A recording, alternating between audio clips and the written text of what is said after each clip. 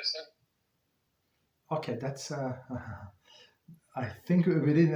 Okay, it's coming up in our Halachos For Women. We didn't get to it. So if this medicine is good tasting, right? For example, you have this syrup, the cough syrup. Right? They taste like, I don't know, like sweet cherry. Of course, if first of all, okay, before I continue, if it has flavors, it must be have a kosher sign, right? So please check. So if it has good flavors, right? So yes, you have to say blessing because your palate like enjoys the taste.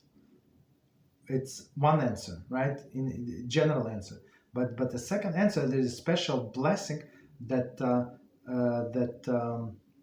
it's not a blessing slash prayer, right? That we pray to Hashem that He would make this medicine work, right? Because just because it says on a package or a doctor told you it's a good medicine, there is no guarantee it's going to work. Only Hashem said.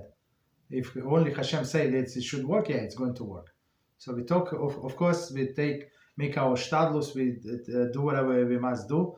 We take the medicine, but we pray that Hashem make this medicine work. Yeah, there is a special prayer. I don't remember it by heart, but it's in Shulchan Aruch. We can look it up. It's very interesting. Yeah. So two things.